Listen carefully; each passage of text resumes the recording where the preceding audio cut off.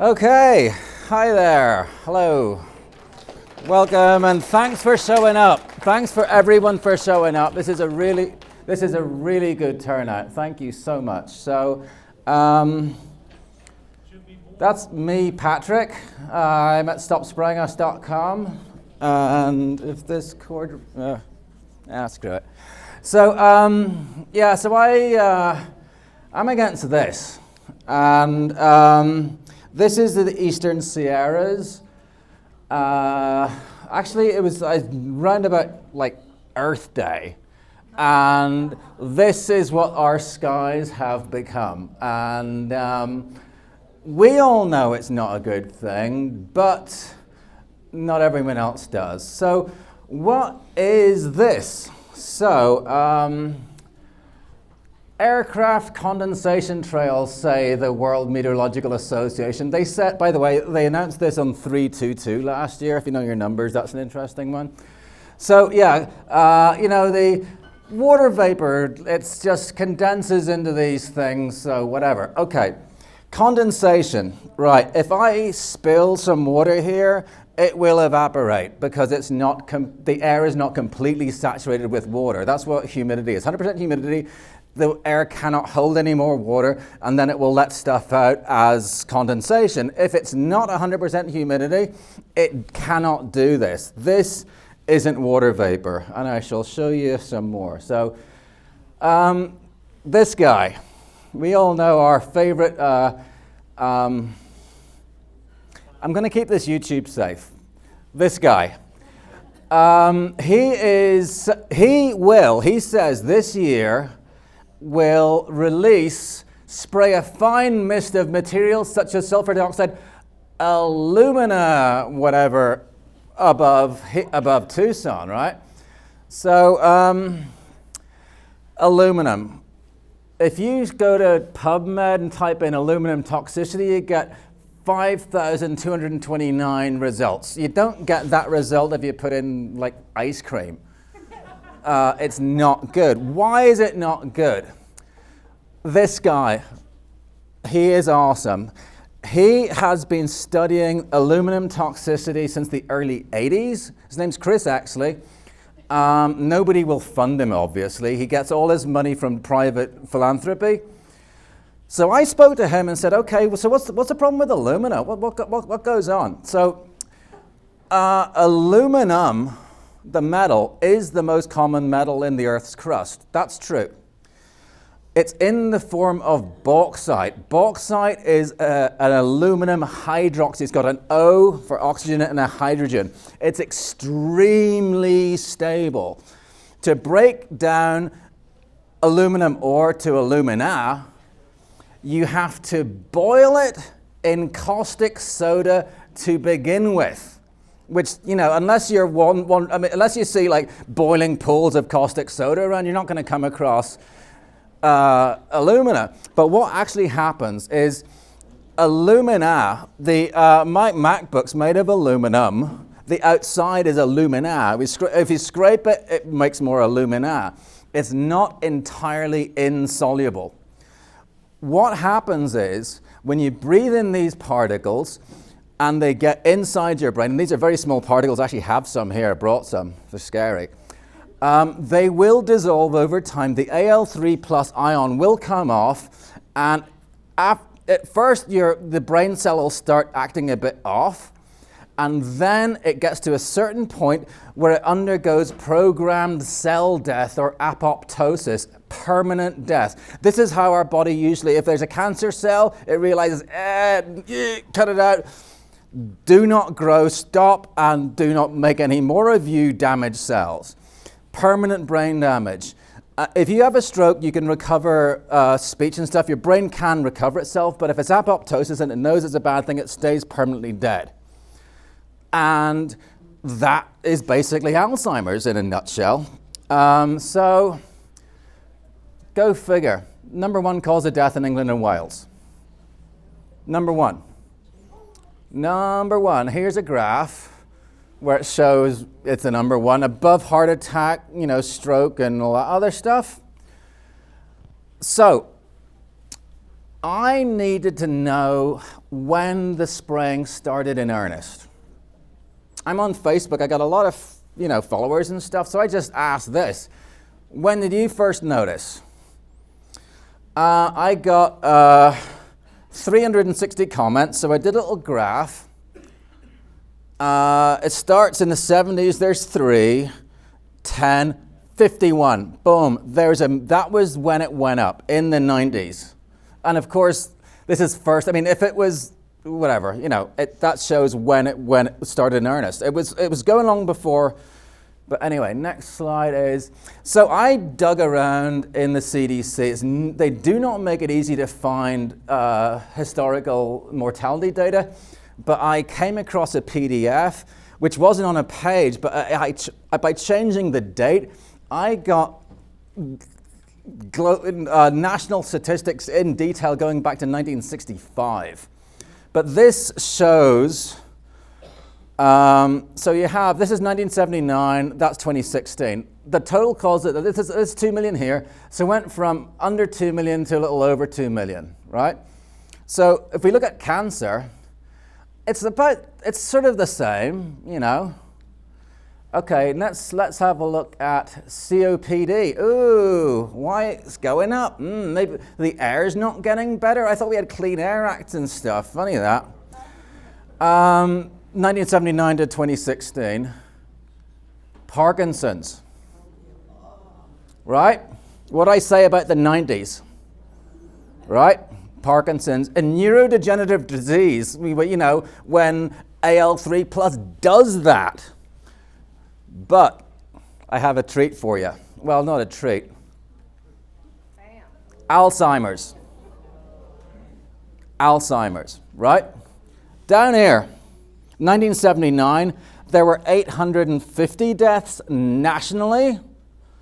And it goes up, this is under 30,000 here. And it took off. As you can see, it went whoa, and then in the last recent years, it's spiking. This is only up to 2016. And also, this is for Alzheimer's as the primary cause of death. This does not include comorbidity. So these numbers are doubled, at least. So basically, when you compare first observation of spraying, it matches exactly when it took off. All of these deaths were not only avoidable, they were deliberate. These are all murders. And I'll get onto that later. All right, so this is US Nano Research Materials, Inc. and aluminum oxide nanoparticles, Al2O3, 5 nanometers. Give you an idea of scale. A nanometer is a billionth of a meter. A strand of DNA, the width of a strand of DNA is about 2 to 3 nanometers. That's the size of the width of DNA.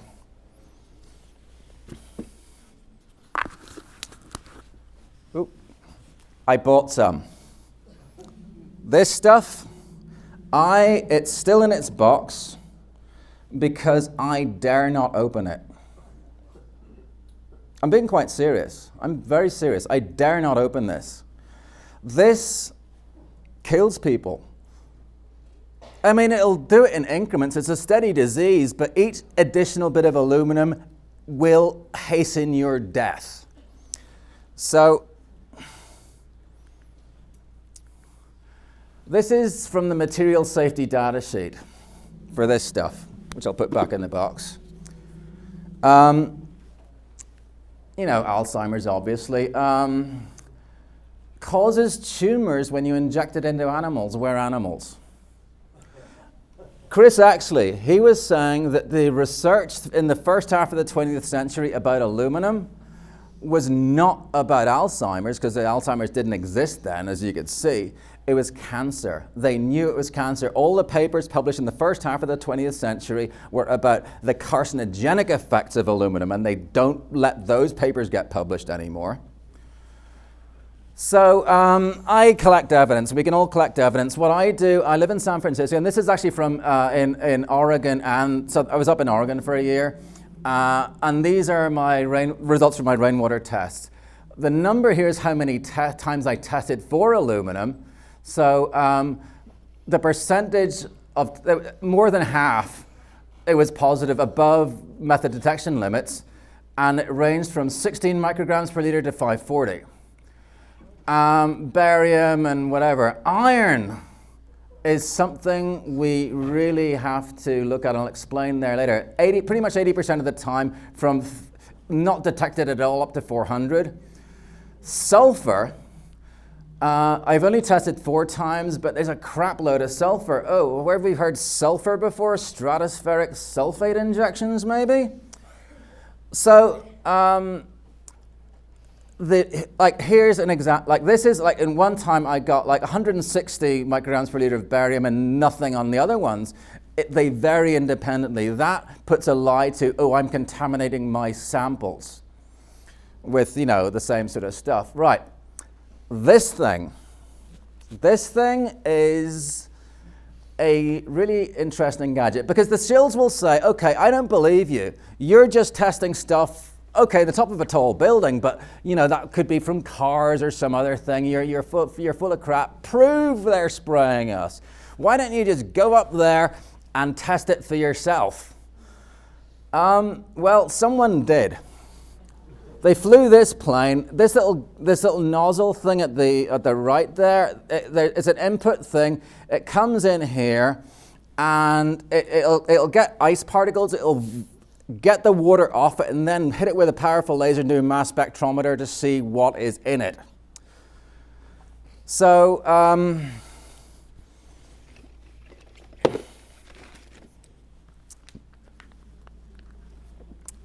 in this copy of Science right here, it was published 14th of June 2015. The links will be on stopsprayingus.com.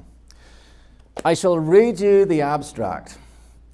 Clarifying the dominant sources and mechanisms of cirrus cloud formation. What seeds are the clouds forming on?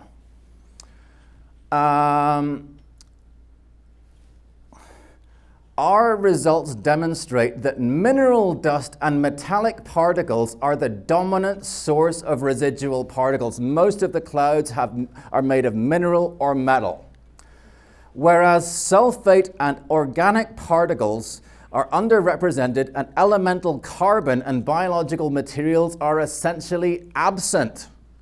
It's not pollen, it's not incomplete combustion from plane, it's not soot, it's metals. And here's where they flew around, and there are different flights. This was in 2006, 2011, and down in 2002. And here's the flight paths around, like in the southern states and Central America.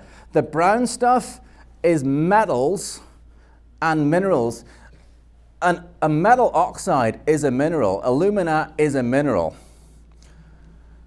Okay, this is the mass spectrometry results. And the top one is for mineral dust, aluminum, big frickin' spike aluminum there. And they can say, oh, well, maybe that was dust, the bauxite from the ground that somehow managed to get further up than pollen, which is much lighter, but whatever. But if you follow this line down, so when you go down here on the metallic side, they're showing, there's sodium, there's potassium, and there's iron.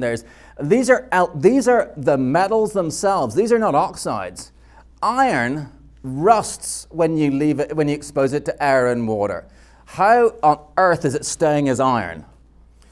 But here, when you look down this line, this is not zero. Aluminum is highly reactive, and yet they're finding aluminum metal in the stratosphere. They are spraying us, and there's proof, and they published it in the most mainstream, widely read scientific journal in America. They're spraying us. Okay, now we get back to Dr. Keith. And he was saying, like, when they're out talking, they say stratospheric sulfate injection. Well, we're going to put sulfates or sulfuric acid in the sky and, to block the sun and whatnot. But he says here, it isn't that effective because it sticks together and falls out of the sky. Instead, we should use nanoparticles. And he thought, you know, we could actually design nanoparticles and make them look like this. Okay, this is his little flying discs. So the top layer is alumina, which kills you. The second layer is free aluminum, which kills you. The third layer is barium, which kills you, titanate. And then iron. This is magnetite. Fe3O4 is an oxide of iron. So iron, what's the big deal with iron? We survived the Iron Age. What's the problem? Well, first of all, it's in all our brains. They found crap loads in everyone they tested. We have a huge amount of these freaking round. That's 10 nanometers, and these are really small nanometers. Actually, this other box is 3 nanometer magnetite particles. Both of these boxes, I was levied a $40 hazmat handling fee. Right? So this is in our brains already. Oh yeah, and that's where you can buy it. I wouldn't recommend it, but I just want to make the point that you can get it. Same place. Right, so wire wool. Of course, I'm talking mostly about Alzheimer's and stuff, but if we have iron particles in our brains and then expose them to radio frequencies, you put it in a microwave, press the button and run for cover.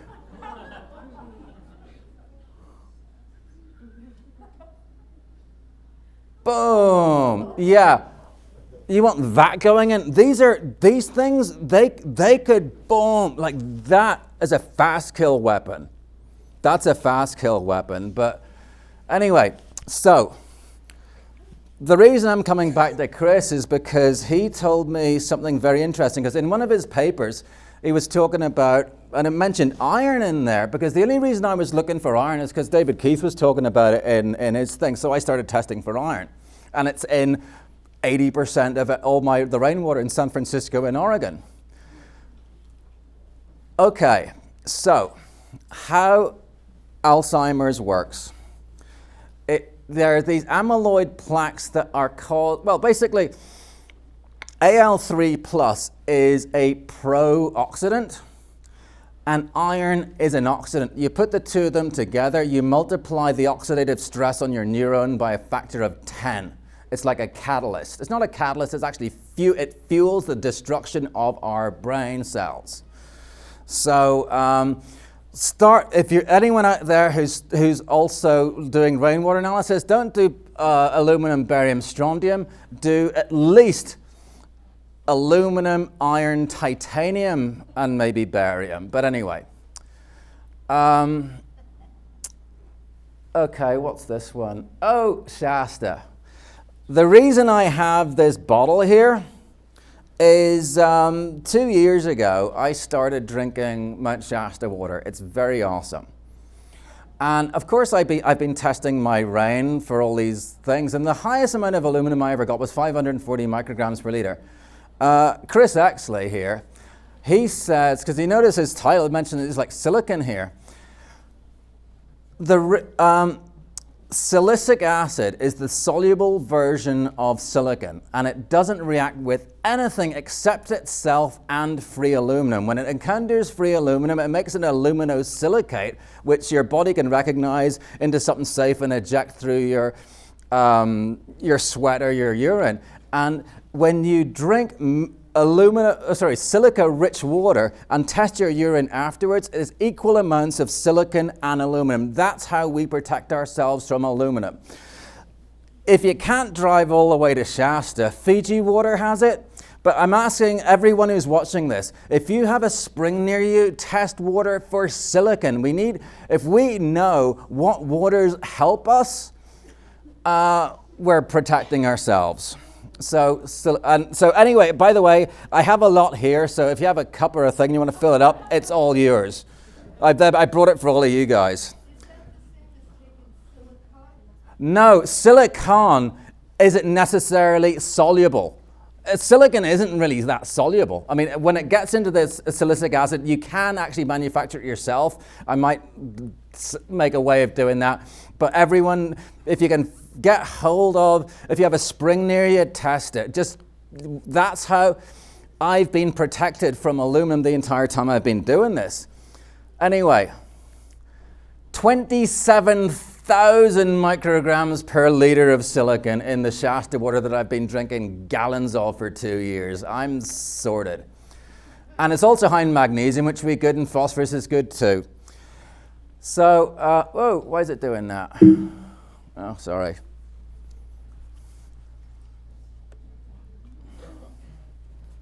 Okay. Why is it? I'll have to drive from here. Oh no, that was actually that was the last slide. But anyway, I just want to rush through that part because I am just talking about a small part of a very large war against all of us. And even if something has passed through the hands of the other side, it's been messed with. All of it. You don't let somebody shady handle your food. Their media, everything from the other side. This is purely a spiritual war being fought in the physical plane. And first of all, I had my epiphany January in 2016. I know it's real. And you might not know it's real, but ask yourself, have you ever had a gut feeling that was wrong? The answer is no. We always have that guidance there. But anyway, I should get back to what I'm now going to do. So, David Keith says he's going to release up to 1 kilogram of materials including alumina, nanoparticles. I have some here. And I just used 5 nanometer. He can probably make them smaller or get them smaller. I paid retail for that. So I did the math. How many, if you know, I calculated the mass of a 5 nanometer sphere, and how many you get in a kilogram. It's a very long number. And then I divided by the population of the planet, 7 billion. For every living man, woman, and child, in that 1 kilogram, he said he's going to release above here. The number, it's 5 and then 10 zeros. 10 zeros. That means it is statistically impossible for me personally not to breathe one of those things in eventually. And if I'm going to die from or with Alzheimer's, by breathing one of the particles that he says he's going to do, my life will be shortened, maybe not by much, but it will be shortened, and that is murder. Shortening someone's life is murder. And, by the way, I love it, you know, David Keith, he has a little red book. These guys are dark. They're really dark. So anyway, we have our book. This is a good one, King James. And they have theirs. This is one of theirs, Black's Law Dictionary. So, I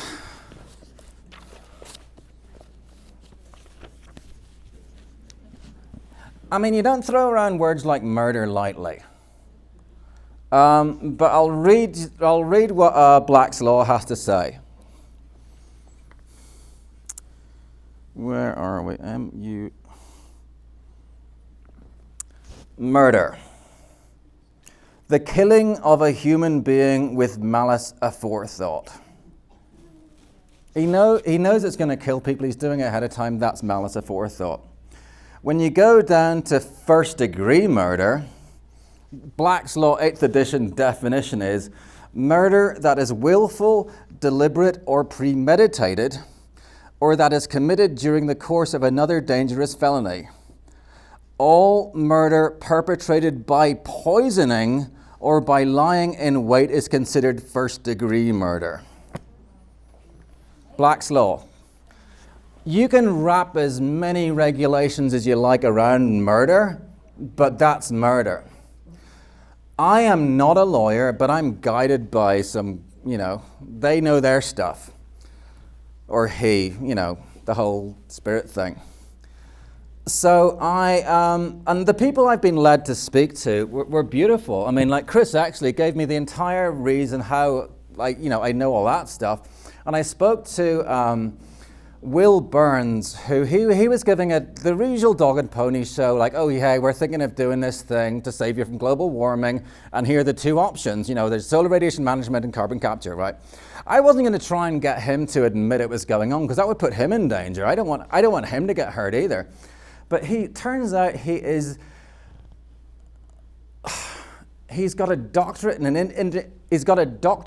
international environmental law.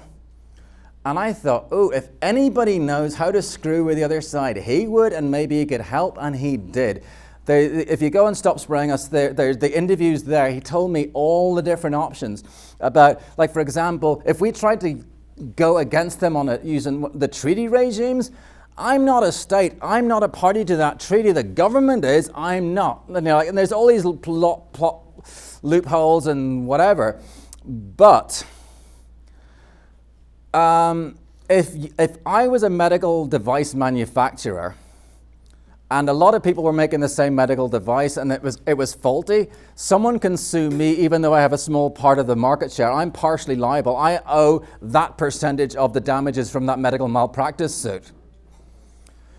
So, David Keith, by that precedent, is liable for the percentage of all future Alzheimer's cases in perpetuity. But it's not just David Keith.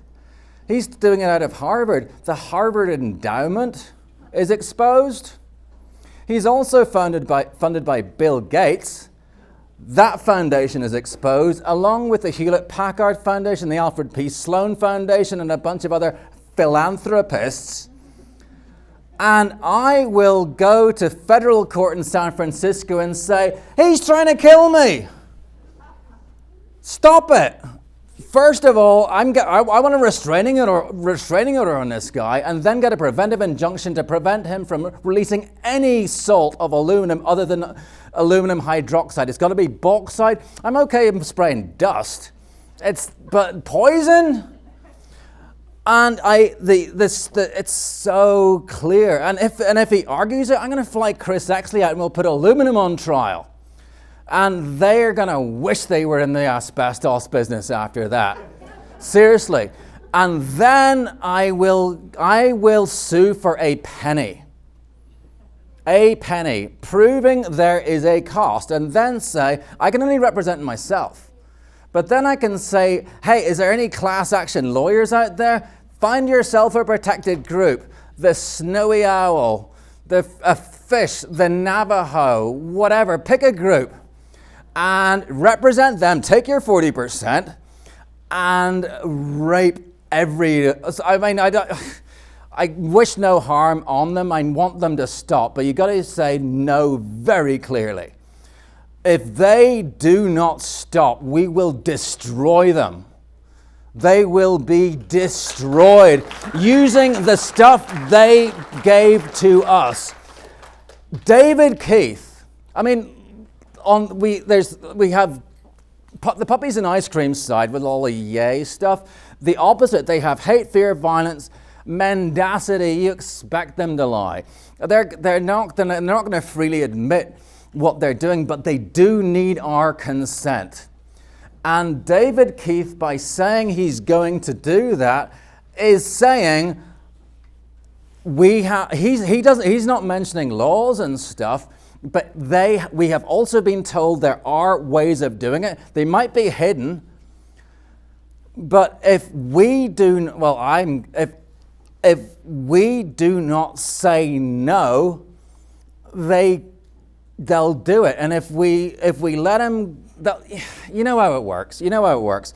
They are clearly, in plain English, asking our permission for us to agree to our own destruction. And no, that's not going to happen. Not on my watch. And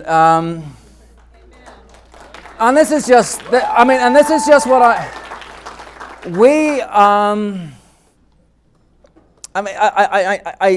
said a lot similar at my previous thing in Kentfield, but this is. It's a war. Of course it's a war. And when people think of wars, they think of bullets and bombs and swords and shields and, destruction and stuff. Well, there's an opposite for everything. We create, they destroy. They harm, we heal. Their soldiers harm, our soldiers do the reverse of it. We stop the harm happening and tell them to, I wish I didn't have to clean up my language. It's so much easier. But and we all have a job to do. Every one of you, everyone is here for a purpose. I am extremely blessed and eternally grateful that I know specifically what I'm here for. But you are not the most ultimate. You do not know everything. You are not omnipotent, but your will is indomitable. If you don't like broccoli, I cannot make you like broccoli. If I have a bad idea, I cannot get you to agree to that idea or with that idea or even have anything to do with it. The other side are giving us very bad advice. And when someone gives you bad advice, it's like, that's bad advice, and I'm not going to take that. So that's their influence. They are from darkness. They're bringing more darkness over here. We are on the light, and we bring light that direction. And we do it by being awesome. Be awesome. Choose love instead of anything. And you've got to recognize all of the characteristics of the things of the other side. You hate, fear, violence, whatever. Ugliness is something from the other side. You can have, you can have the tradition, what we're told is beauty is like a model who's 20 with lots of Photoshop and stuff. But a grandmother with her wrinkly fingers making the cool stuff, she wouldn't win a beauty contest with Angelina Jolie, who I think is absolutely repellent. She epitomizes ugliness because her soul shines out. Beauty is go with things that are awesome. And there's awesome all around, and you can manifest awesome. If you decide it's going to be a good day, it will be a good day. If you decide it's going to be a bad day, things seemingly outside your control will make them even more bad. And like, how did that happen? I live in San Francisco. Parking is a problem. I manifest parking. I always find a spot within 3 blocks of my house. And I don't know where it's going to be, but I know it's there. I'm protected. The water thing, that's very specific. We are always guided and protected. And when you ask for help, because you come to a thing and you're not quite sure what the solution is, and you think, okay, if only I had a thing to do the thing. When you are spoken to, you are told that you had the solution to that thing all along. It's probably in your right pocket or in your hand already. It's not, you don't have a problem and then they come in and fix it. It's already fixed. If any of you are parents, you never stop caring for and thinking about your children. You never do. Therefore, whatever we came from has the same attitude towards us. Wants us to be okay, wants us to be happy. If you give a child a gift, they're happy. When you see their happiness, you're even happier, and they see your happiness, and it grows. So I mean, this is a huge thing. This is massive. And how can one individual stop something that big? Well, that started from a bad idea. And then that bad idea was a single point, a decision. Like as a grown man, I can assess, I can look around, I can see what's here, and then I can, when I'm not annoyed by a door slamming or whatever, or anxious or any kind of thing, I can make a calm decision. This is the thing to do, and then do it. That is creation. That's the point. It grows from the point and grows out. The wars start from a point and grow out. Opposites are very important. You have to understand, if you can understand yourself, you can understand the other side and just imagine with opposite intent. The way you start a war with is like a single point of pure evil, surrounded by evil, and let it grow naturally. Therefore, to make something even bigger than this, which is way more awesome, is from a still point of peace.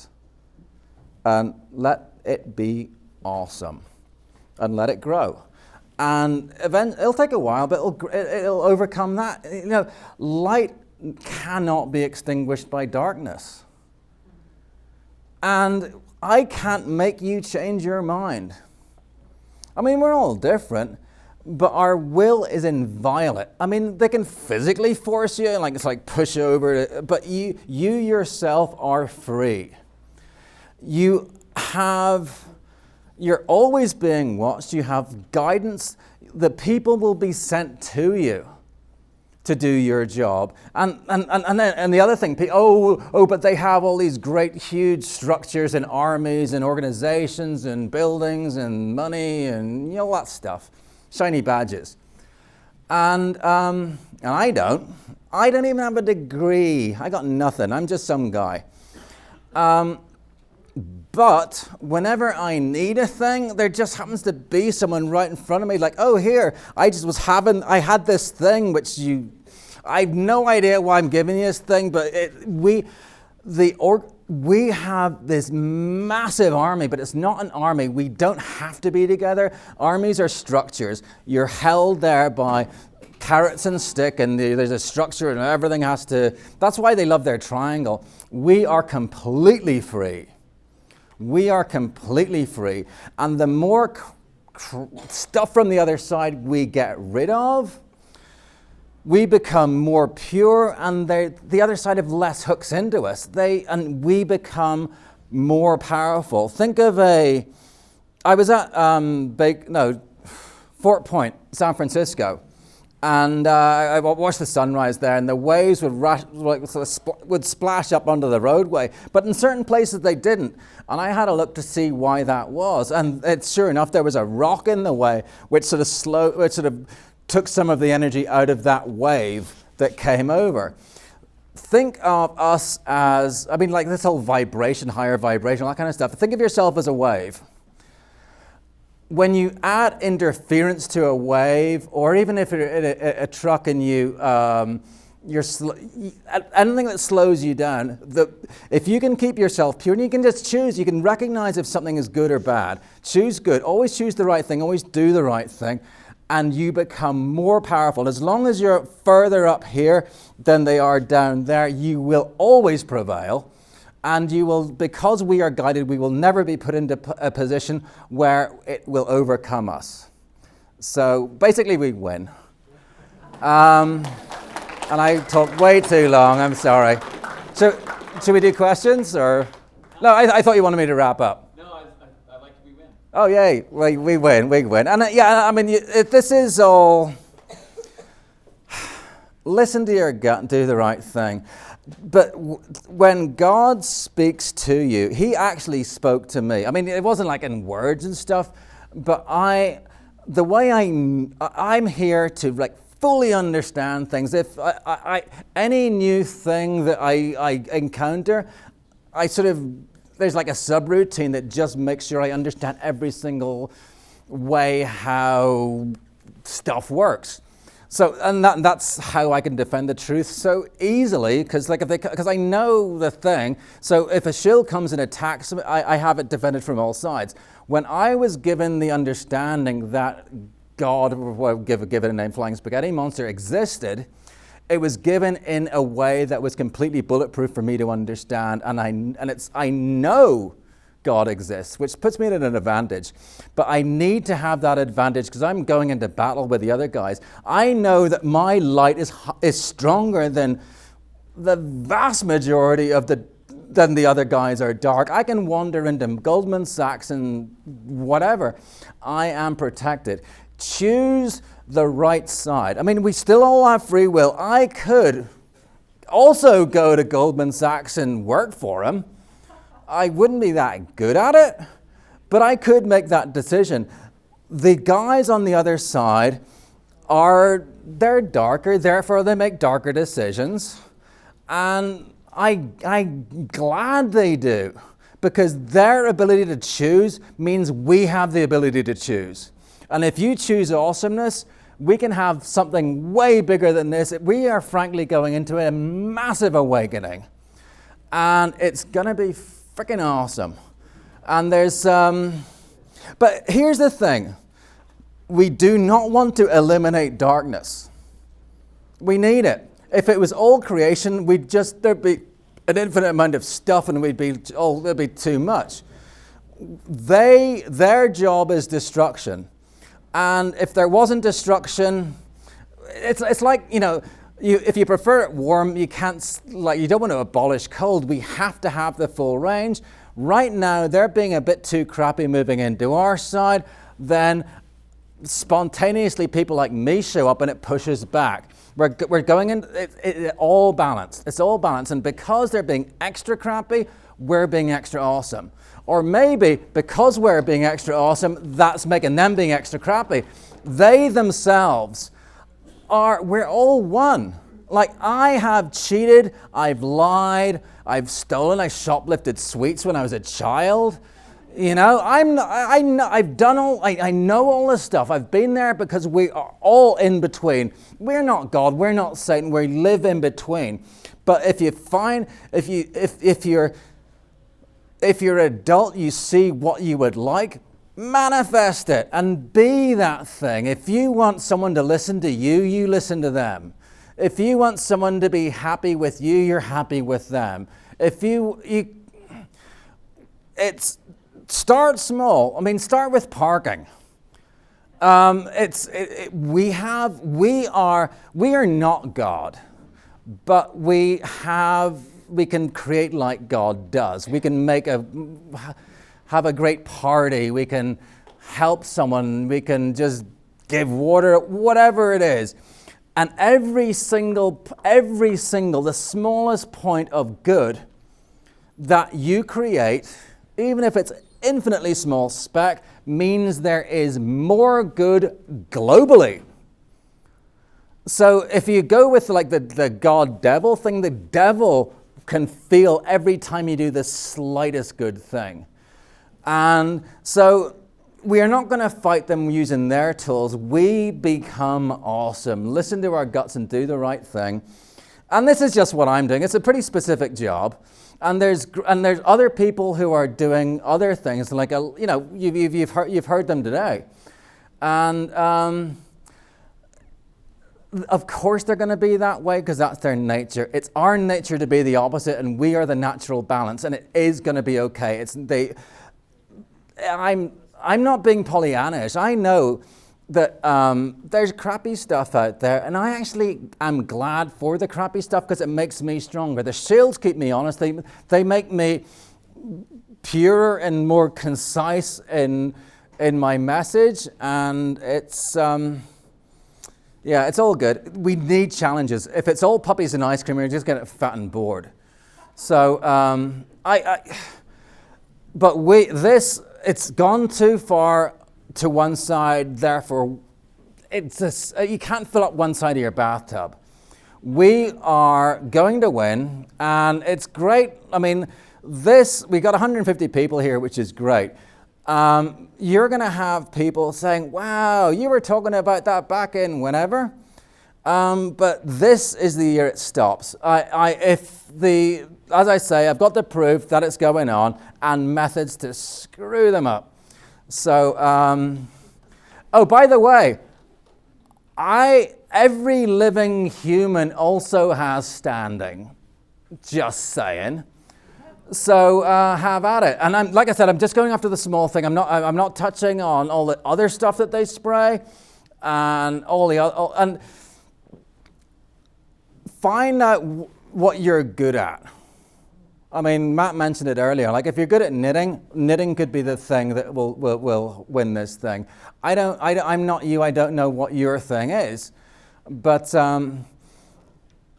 everything in your life was put there for a purpose. And you'll think like, oh, I wasted my time. No, even procrastinating couldn't be, oh, it wasn't the right time to do that thing. It's anything waged against us we can use to screw with them. I mean, I'm using aluminum-based deaths against them to screw them up. We are always given the solution, and therefore we will win. And there'll be plenty more people like me, and it's going to be awesome. So yay us.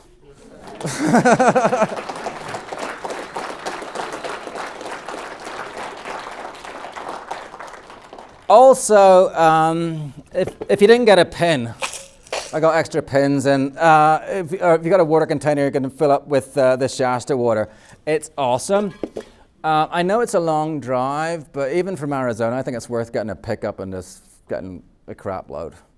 So yay. All right, thank you. Thank you, Patrick. Yay.